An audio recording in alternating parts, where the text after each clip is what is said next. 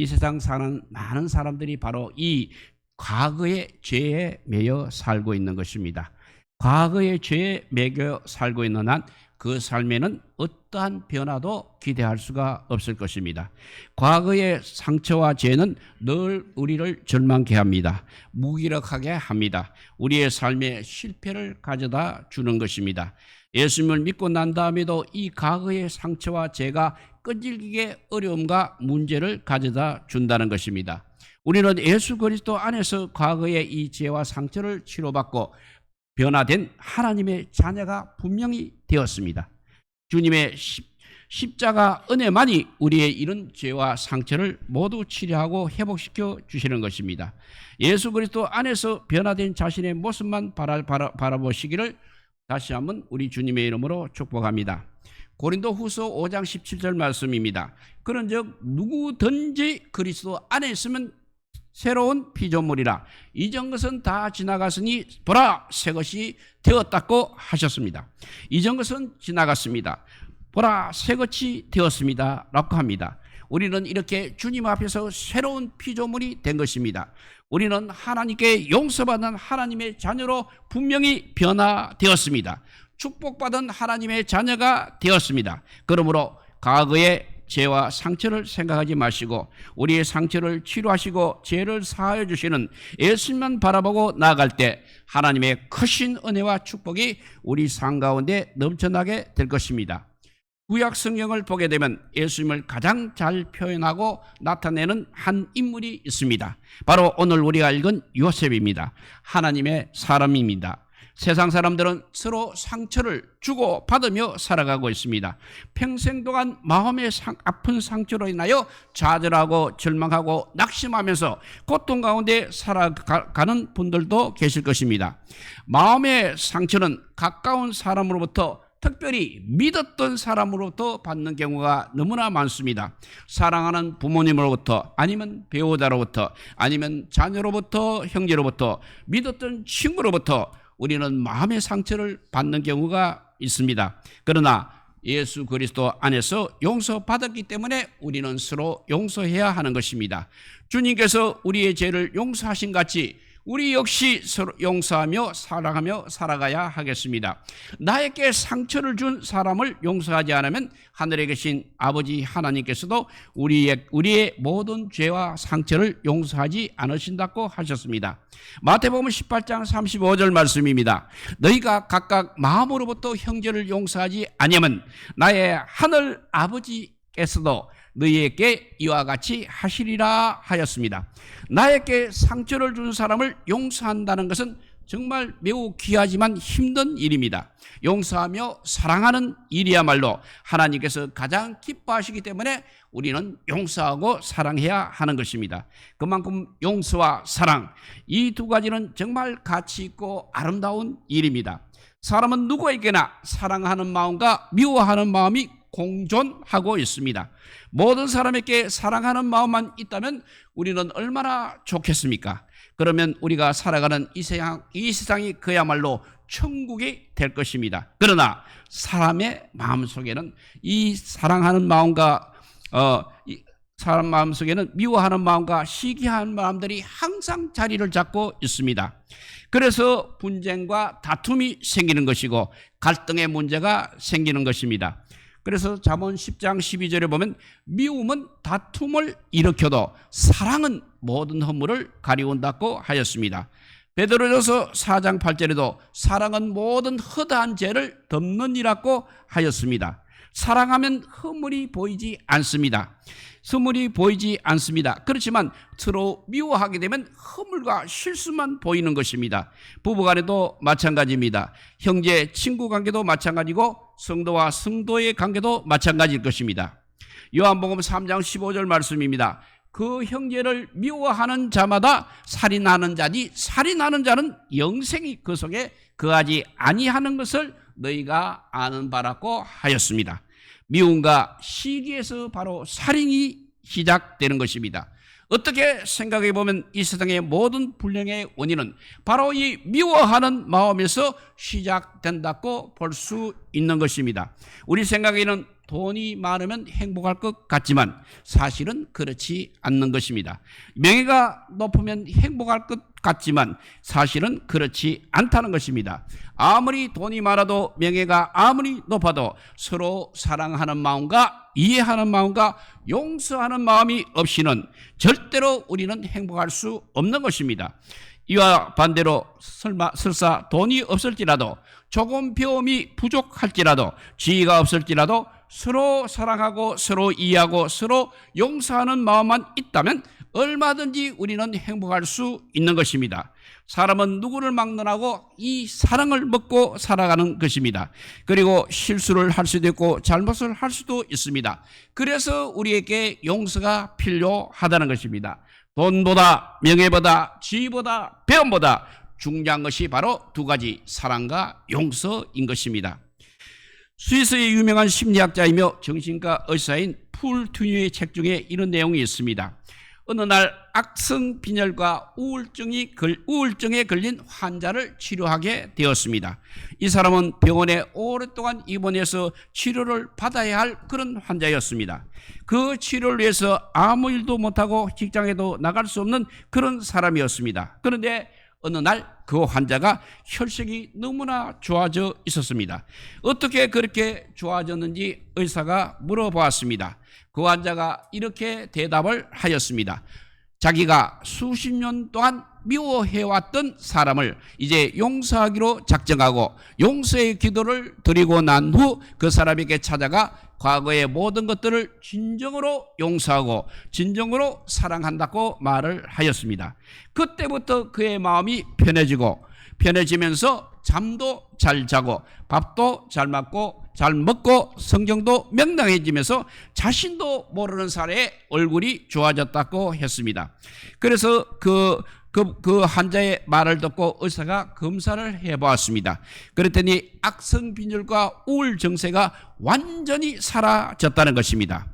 그리고 모든 병에서 치료받는 비결이 바로 이 용서와 사랑에 달려 있다는 사실입니다. 미움을 정복한 유일한 길 역시 용서와 사랑인 것입니다.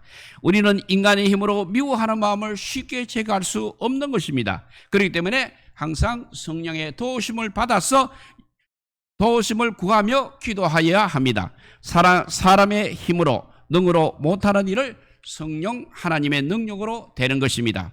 그래서 갈라디아서 5장 22절에서 23절 말씀입니다.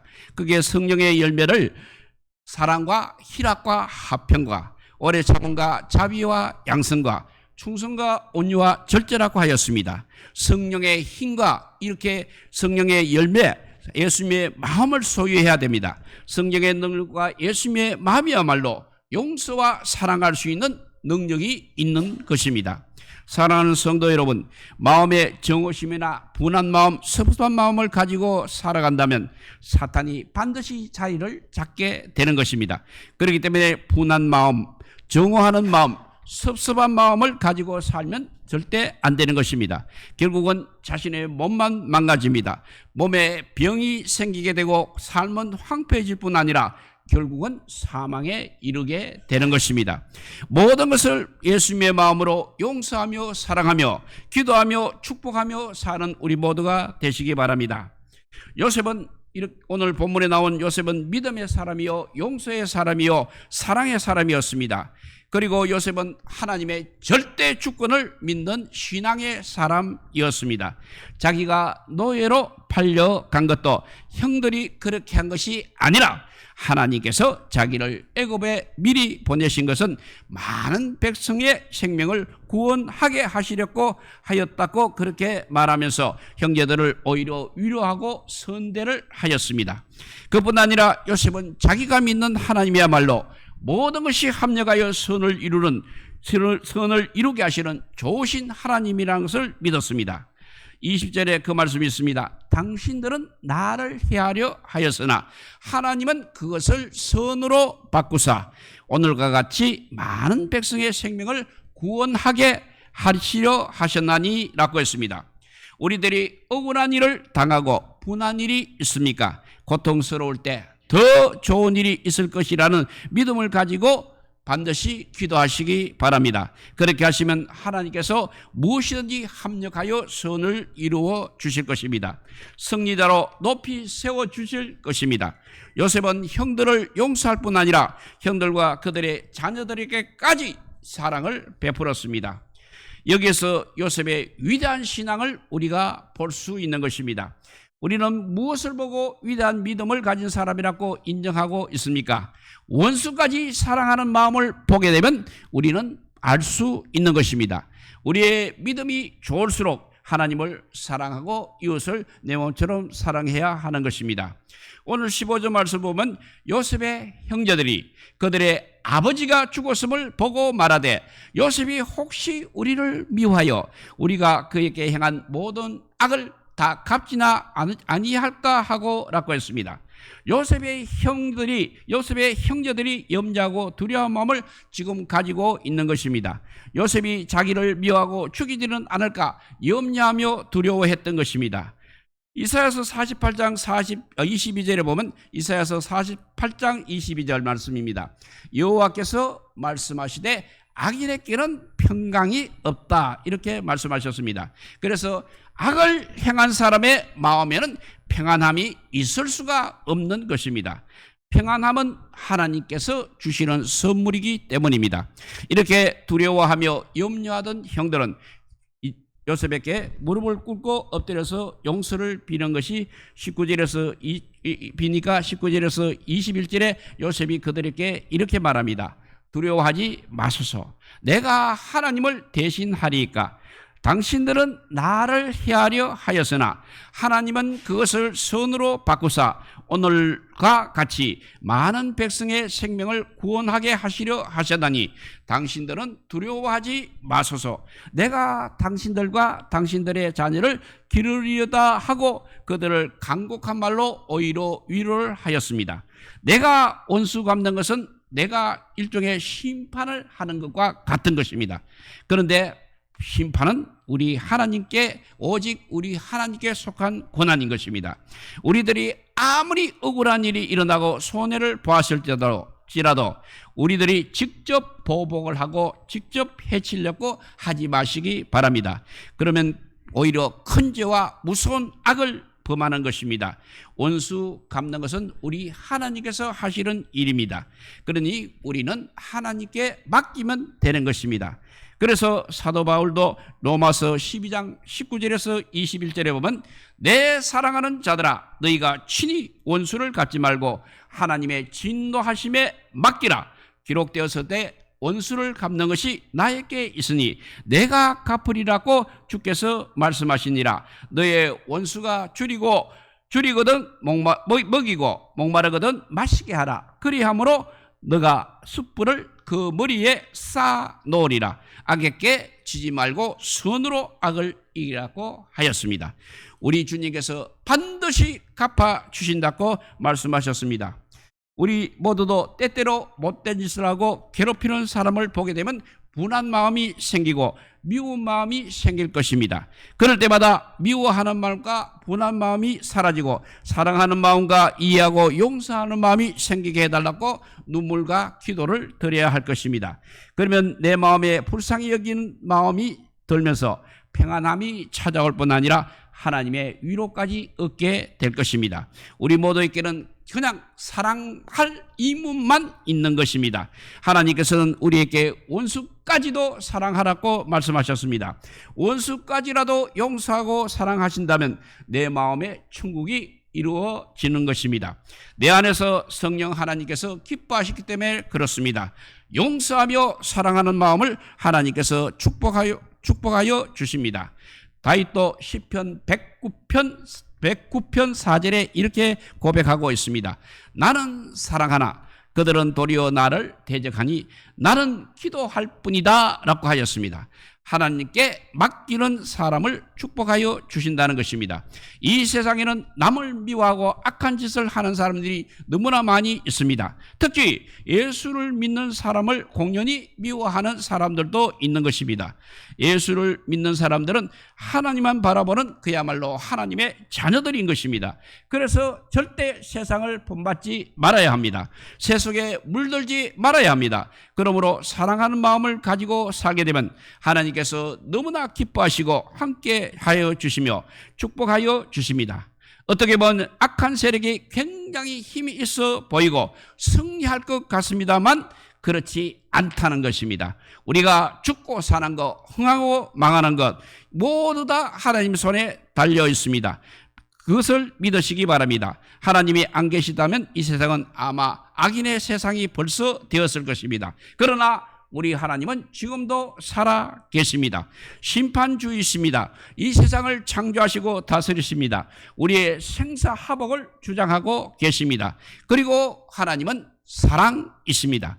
그러므로 사랑하는 마음과 용서하는 마음을 가지고 살게 되면 우리 하나님께서 너무나 기뻐하십니다. 그리고 함께 하시고 축복하시고 승리하게 하십니다.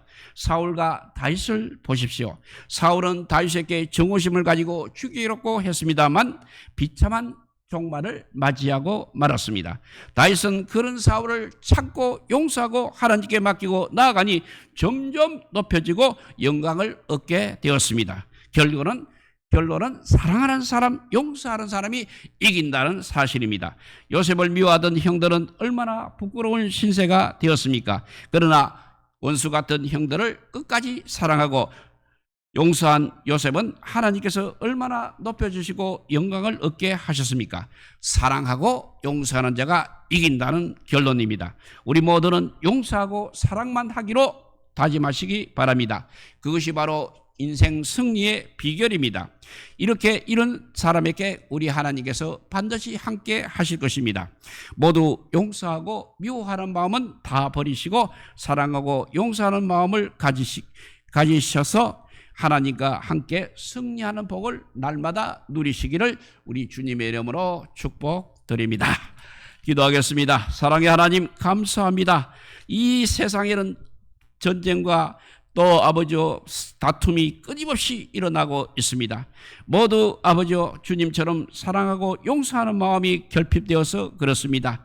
이제 아버지요 아버지요 죽을 죄를 지은 사람이라도 주님께서 심판하시도록 맡기고 우리는 그냥 사랑하고 용서하는 하나님의 사람들이 다 되게 하여 주시기를 간절히 빌고 원하올 때 이 모든 말씀 아무 공도 없으나 우리 구주 예수 그리스도 이름으로 기도드리옵나이다. 아멘. 예, 우리 찬송가 300